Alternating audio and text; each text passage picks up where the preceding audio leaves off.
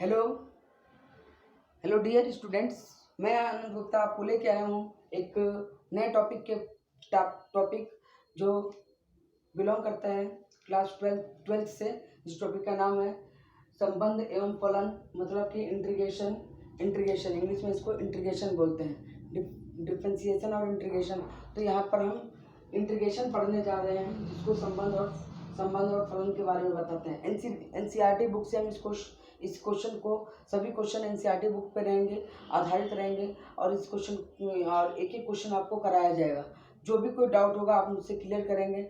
जो भी फिलहाल जो फर्स्ट टॉपिक है, फर्स्ट लेक्चर है, इस पे NCERT based NCERT books class 12 के लिए काफ़ी यूजफुल रहेगा। एक ही क्वेश्चन कराऊंगा, लेकिन आप बस चैनल पर मेरे साथ बने रहिए, लाइक करिए, शेयर करिए, सब्सक्राइब कीजिए जितना ज़्यादा से ज़्यादा हो। तो पहला वीडियो मैं बनाने जा रहा हूँ एनसीईआरटी पे। तो मेरे साथ मेरे प्रिय दोस्तों, आप लोग 12th में ज़्यादा से ज़्यादा मार्क्स लाएंगे, ये 110% गारंटी है। आपका कोर्स भी मैं पहले पूरा करके दूंगा। तो दिस इज़ अ फाड़ू video, this is a amazing video for you. जितना हो सकेगा ये वीडियो मैं चाहूँगा कि ज़्यादा से ज़्यादा लोगों को शेयर करिए, आप सब्सक्राइब करिए, लाइक करिए और बेल आइकन बटन को प्रेस कीजिए कि ये वीडियो गांव-गांव तक, शहर-शहर तक, सब जगह ये वीडियो फैल जाए। बस एक गांव, एक सिटी से नहीं, पूरी जगह वायरल हो जाए, क्योंकि वायरल की तरह ही पढ़ाऊँगा। तो देखो बेटा, पहला चीज़ है कि इस वीडियो में ये चैप्टर पढ़ने के लिए हमें फार्मूले की ज़रूरत पड़ती है, जो कि फार्मूला जो होता है इस चैप्टर, किसी भी चैप्टर का ज्ञान होता है। अगर हमें फार्मूला का ज्ञान नहीं है तो हम सवाल लगा ही नहीं पाएंगे। तो देखिएगा बेटा, क्या फार्मूले हैं जो इसमें ज़रूरी है। तो ये यहाँ तक तो समझ में आएगा, केवल 12th के लिए है, स्पेशली 12th के लिए है, और किसी के लिए नहीं है। एकदम क्लियर कट बात बता दूँ, एनसीईआरटी पे बेस्ड क्वेश्चन है और किसी के लिए नहीं है, केवल 12th के लिए है। तो चलिए फिर से पहला चैप्टर संबंध एवं फलन पर मैं चालू कर रहा हूँ। ठीक है, चैनल का नाम जिसको नहीं पता है सब्सक्राइब कर लीजिएगा, ओम क्लासेस पीसीएम वाले। ठीक है, चैनल का नाम है ओम क्लासेस पीसीएम वाले, आप इसको सर्च कर सकते हैं। ओम क्लासेस CLASSES क्लासेस पीसीएम वाले, ओम क्लासेस पीसीएम वाले, ये आप सर्च कर सकते हो। और आपको मेरी सभी वीडियो, अगर आप वीडियो को सब्सक्राइब कर लोगे तो सभी पुरानी वीडियो आपको मिल जाएंगी, जो भी आपको यूजफुल में है। अच्छा, 12th से बात मैं कर रहा हूँ कि 12th अपना बेसिक 11th तो तैयार करके चलना ही चलना, कंपटीशन बीट करने के लिए। अब मैं आता हूँ समाकलन पे। ठीक है, सीधे से सीधे हम इसके फलन में क्या है, समाकलन, कलन जिसको बोलते हैं इंट्रीगेशन।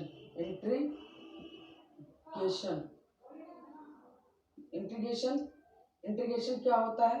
तो पहली चीज, एक और एक दो लाइन में ये जो सिंबल है, यही इंट्रीगेशन का साइन है, ये सिंबल है, SYMBOL सिंबल। तो पहले ये चीज, ये जो लाइन बना रहे हैं याद रखिएगा, जो लाइन है ये खिलवाड़ नहीं है, ये लाइन कोई वो नहीं है, ये लाइन कहीं से जन्म नहीं है, ये बताता है कि ये इंट्रीगेशन का साइन है। ये बताता है कि कितनी ज़्यादा वैल्यू जुड़ती है इंट्रीगेशन में, हर चीज़ जुड़ जाता है। इंट्रीग्रेटेड आपने पढ़ा होगा, इंट्रीग्रेटेड सर्किट, बच्चे इलेक्ट्रॉनिक्स के बच्चे जानते होंगे, नहीं जानते तो मैं जानवा दूं कि अगर एक चिप में एक छोटी सी मेमोरी होती है, आप देखोगे जो पेन ड्राइव या कह लीजिए आप लगाते हो। ठीक है, पेन ड्राइव ले लो, नहीं पेन ड्राइव समझ आ रहा है तो आप एक छोटा सा चिप जो आपके मोबाइल के अंदर लगा होता है, उस पर हजारों गाने भर जाते हैं। तो कैसे? वो इंटीग्रेटेड के द्वारा ही, इसी इंटीग्रेशन मेथड के द्वारा ही वो कैसे इसी पर तैयार किया गया जाता है। तो वहाँ पे आईसी चिप होती है, इसे फिल्ट कर देते हैं और एक साथ काफ़ी काम हो जाता है। देखिए, जब वो चिप खराब हो जाती है तो बन नहीं पाती है, उसको रिड्यूस करके नई ही खरीदना पड़ता है। मतलब इंटीग्रेशन में सभी चीज़ें जुड़ती चली जाती हैं। इंटीग्रेशन क्या है? A + B + C + D + F, ऐसे करके वो जुड़ता चला जाता है। ये इंटीग्रेशन का एक मेथड है, ये जुड़ता है। और इसी का भाई है जो सबसे पहले पढ़ाया जाता था। पहले जो नई पुराने स्टूडेंट हुए, जो भी पास आउट होते थे, उनको हम लोग सबसे पहले समाकलन की जगह अवकलन पढ़ाते थे बेटा। कि अवकलन जिसको समझ में आता है उसको समाकलन आसानी से आ जाता है, कोई दिक्कत नहीं है। दोनों भाई हैं एक दूसरे के, अवकलन को पढ़ो समाकलन को पढ़ो, बात तो वही है। तो समाकलन को पढ़ते हैं, ठीक, और फार्मूले को जानते हैं। चलिएगा नोट कराएंगे फार्मूले को आपको बहुत बेहतरीन तरीके से। तो देखिएगा कि क्या क्या फार्मूले होते थे जिनको हम लोगों को ध्यान में रखना है। चलिए गुड, सबको फार्मूला आना चाहिए भाई, सभी एक एक व्यक्ति को फार्मूले आने चाहिए, ठीक है। तो नंबर 1 फार्मूला,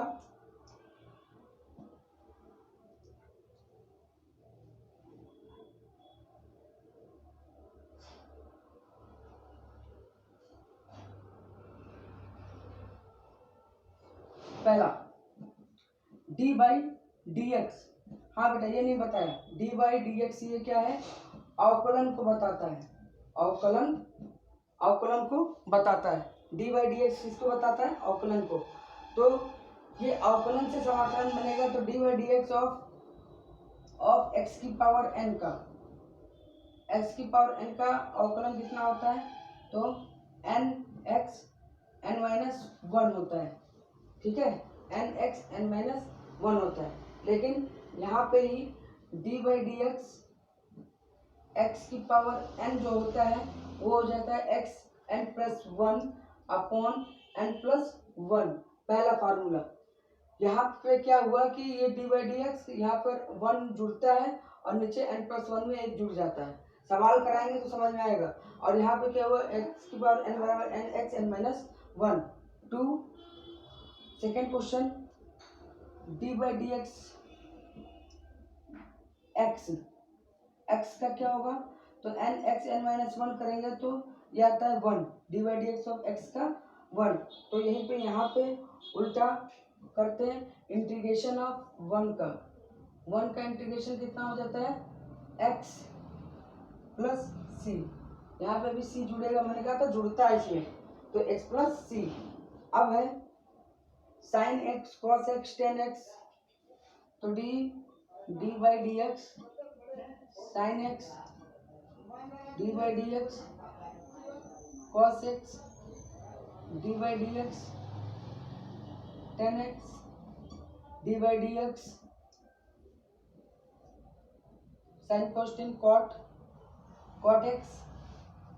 देखिए बेटा, तो जिसके पास एनसीईआरटी की बुक होगी तो नंबर ऑफ क्वेश्चंस होंगे, नंबर ऑफ फार्मूले होंगे, तो आपको फार्मूला तैयार करके रखना पड़ेगा, ठीक है, कि इसमें टाइम ज़्यादा ना लगे, हम लोग एक्सरसाइज के क्वेश्चन पे आगे बढ़े। तो देखिएगा ध्यान से, हम बता देते हैं, साइन एक्स का कॉस एक्स होता है, कॉस एक्स का होता था माइनस का साइन एक्स होता है, टेन एक्स का होता था sec square x, cot x का होता था माइनस का cosec square x, cosec square x, ठीक है, कॉट एक्स का माइनस का cosec square x. Sec x का होता है sec x into tan x, sec x का होता है sec x into tan x, sec के बाद होता है कॉसेक एक्स बराबर cosec x into cot x, cosec x into cot x. ये सभी डिफरेंशिएशन है, डिफरेंशिएशन हमने पहले बताया, ये अवकलन है, इधर ये अवकलन लिख रहा हूँ। अवकलन का फार्मूला भी याद करोगे, साथ में समझ लो, फिर समाकलन याद करोगे, ठीक है। रूट वाले भी देख लो, D by D x sine inverse x 1 upon under root 1 minus x square, cos inverse x minus का 1 upon under root 1 minus x square,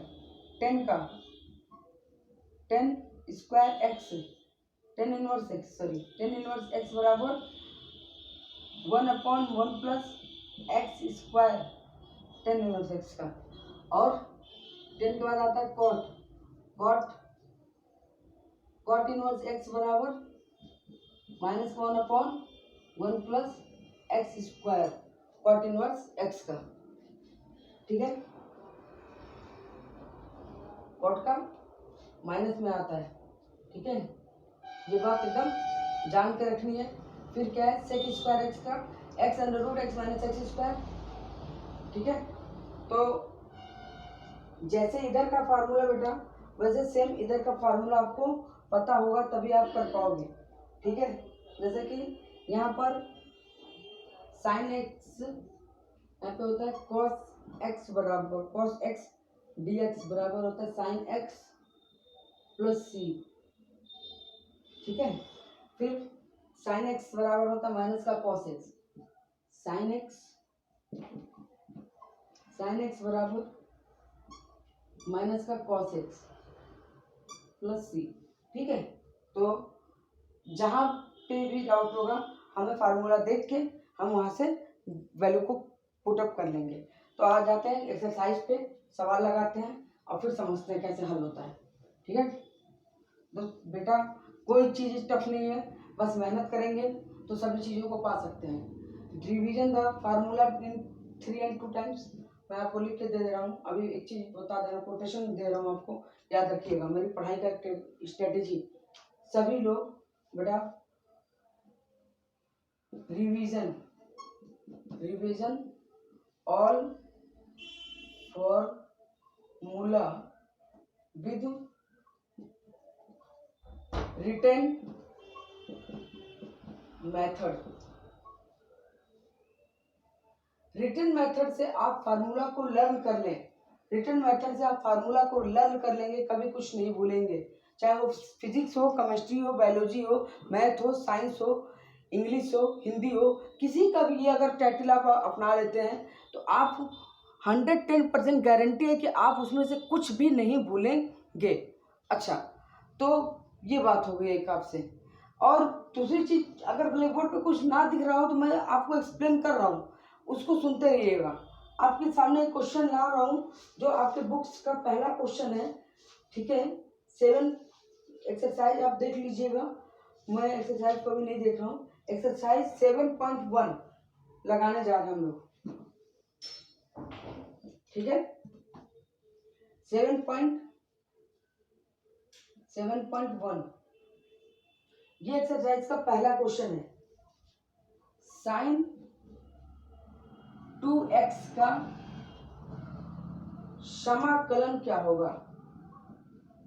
समाकलन क्या होगा?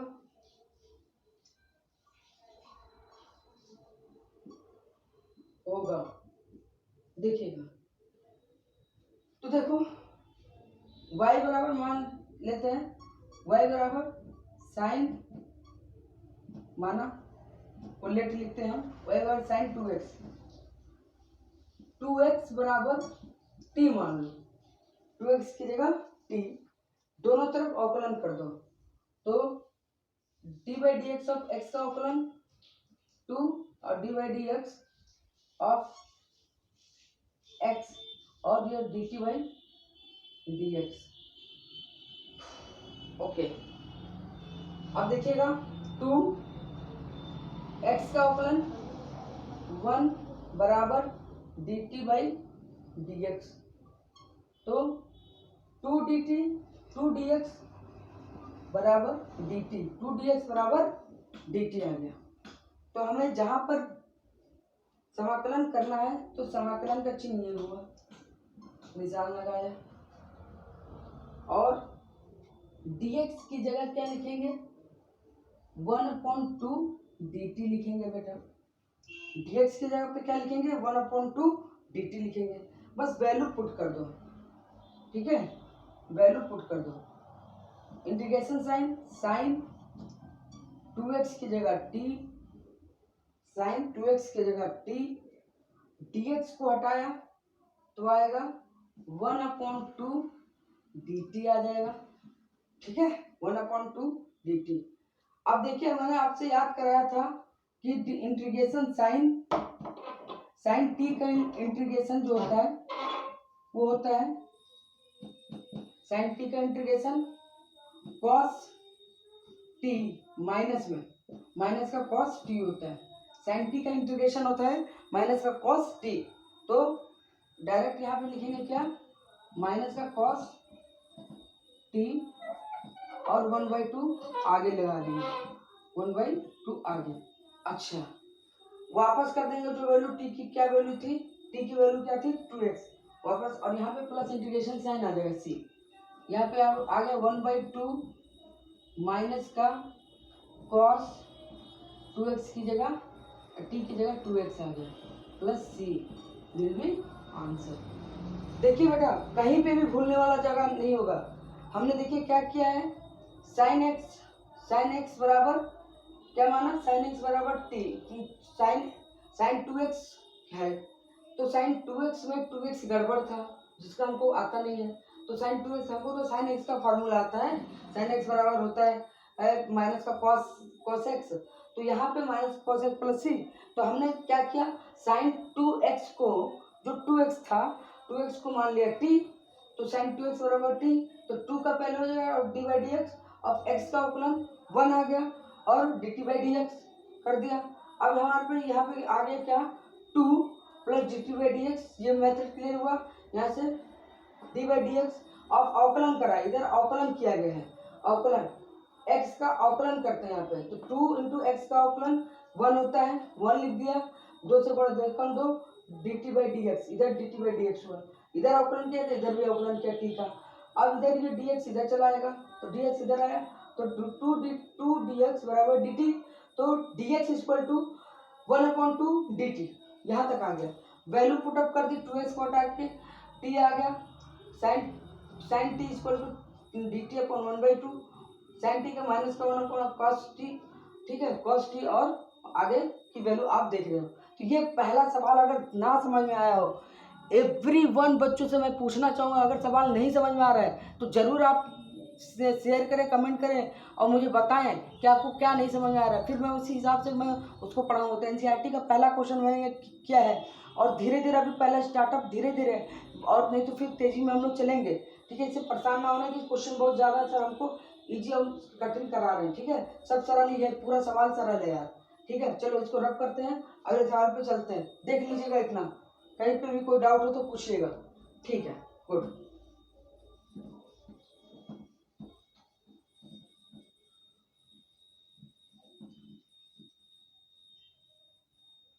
हाँ, तो 7.1 का दूसरा क्वेश्चन है cos 3x, ठीक है, गड़बड़ क्या है, 3x ही तो गड़बड़ है, तो 3x बराबर t मान लिया, तो 3 into D by D x of x, और D by D x into T, 3 into D x का क्या होता है 1 होता है, और D by D T into D x होता है, ठीक है। तो D x equal to 1/3 D T बदल गया, ठीक है, यहाँ तक आया। अब हम क्वेश्चन को भी लेंगे, तो समाकलन रूप में ले लिया, डी एक्स कर लिया, ठीक है, cos 3t cos t into D T by 3, 1/3 cos t dt, cos t की डिफरेंशिएशन कितना होता है 1/3, cos t का डिफरेंशिएशन होता है माइनस का, सॉरी प्लस का साइन t प्लस सी। अब यहाँ पे डायरेक्ट वैल्यू रख लो, 1/3 साइन टी की वैल्यू कितनी हो जाएगी 3x प्लस सी, 3x प्लस सी, ये टी की वैल्यू हो गई। तो ये हमारे पास इस सवाल का ये रिजल्ट आ गया। सेकंड क्वेश्चन भी करा दिया बेटा इसका। अब आप इस तरह के क्वेश्चन जो भी होंगे आप आसानी से कर सकते हो। तो अब साइन 3 है, ई की पावर 2x कर देता हूँ, ये भी बताया नहीं था लेकिन करके दिखा देता हूँ, ई की पावर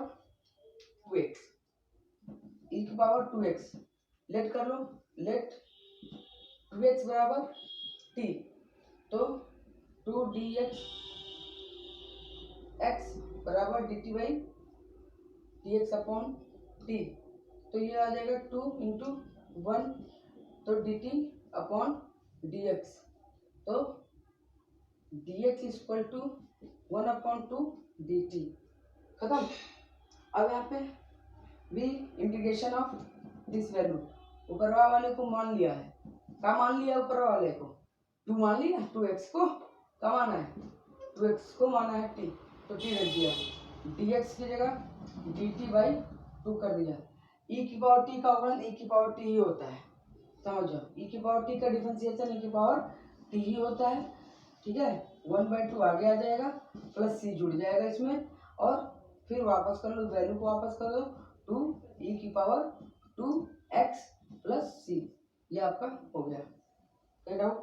कोई डाउट हो पूछने का, ठीक है। क्वेश्चन से परेशान नहीं होने का, सभी क्वेश्चन लग जाएंगे, और क्वेश्चन को आराम से बेटा ध्यान से देखते रहिएगा, क्वेश्चंस आपको कराता जा रहा हूँ, ठीक है। डाउटेबल हो पूछते रहेंगे, ठीक है। सेशन में हर क्वेश्चन को एक वैल्यू दे रखी है, प्राथमिकता है, और आपको समझ में आ रहा हो तो शेयर करो, लाइक करो, सब्सक्राइब करो चैनल को ज़्यादा से ज़्यादा।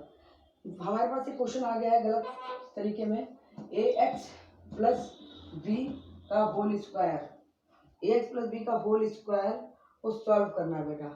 अब ax प्लस बी के होल स्क्वायर को अगर सॉल्व करना है तो हमने मान लिया ax प्लस बी, इसका डिफरेंशिएशन निकालना, तो ax प्लस बी बराबर t, ax प्लस बी बराबर t, तो a बराबर डिफरेंशिएशन a आएगा, प्लस इसका क्या आएगा 0, करके दिखा दो, बच्चे पर कंफ्यूजन आ जाएंगे। देखो बेटा, D by D x A का, ए बाहर, D by D x of x का, plus D by D x of B का, फिर D by D x of T का, ठीक है। यह आ जाएगा a इंटू 1 प्लस बी का 0 हो जाएगा, क्योंकि कांस्टेंट है, कांस्टेंट का भी कांस्टेंट है, 0 हो जाएगा, dt अपॉन dx, तो dx a equal to dt। अब तो dx बराबर क्या आ जाएगा 1 अपॉन a dt, ठीक। तो देखेंगे समाकलन, इसको मान लिया t का स्क्वायर 1 अपॉन a dt, ठीक है, 1 upon a dt, 1 by a t square dt, तो t का क्या हो जाएगा 1 upon a t, 2 plus 1 upon 2 plus 1 3, ठीक है। तो ये आ जाएगा 3, तो ये आ जाएगा आपका a x प्लस बी का क्यूब 3/2 और 1 3, और नीचे a था, ये आ जाएगा, इट विल बी आंसर, साथ में इसके साथ प्लस सी लगा दो, answer integration. Now the dear student, we complete the topic exercise 7.1 में हमने कंप्लीट किया, कुछ टॉपिक कुछ क्वेश्चंस को हमने लगाया है, और आप में यातना जगाने की कोशिश कर रहे हैं। आप चैनल पे आइए, अब इसके आगे के क्वेश्चंस को हम लोग लगाएंगे, और अच्छी तरीके से लगा के आगे क्वेश्चन को करके दिखाएंगे। तो आप चैनल पे बने रहिए, और घबराने की कोई ज़रूरत नहीं है, सभी चीज़ बहुत ही ईजी तरीके से हैं, और हम लोग सीख लेंगे। तो please subscribe, like, share and comment the video for all of guys. यहाँ पर समाकलन का जो चैप्टर है उसके पहले पार्ट को मैंने कराया है, दूसरे तीसरे चौथे पार्ट्स को अगर आप देखना चाहते हैं तो मैं नेक्स्ट लेक्चर में देखिएगा। तो thank you so much for all guys for watching the video, and happy life for you. मैं आनंद सर ओम क्लासेस पीसीएम से आपका अभिनंदन करता हूँ कि आप मेरे वीडियो को लाइक करें, सब्सक्राइब करें और शेयर करें, ठीक है।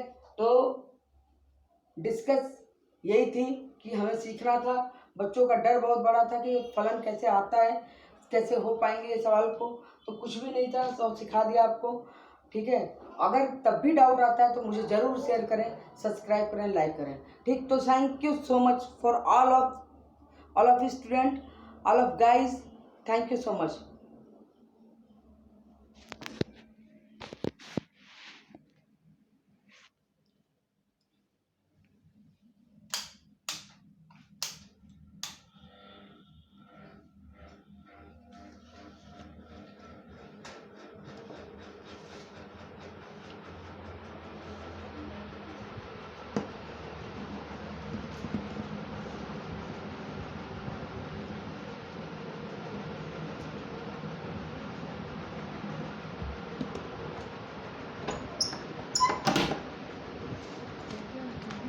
और क्या होगा हम जानिए ना तुम्हारा नौटंकी। अरे, कपड़े लेके चले आ रहे हैं, उसके बाद से पूरा भर के काम कर दे रहे हैं। तुम्हारा इसलिए कि वो रहा है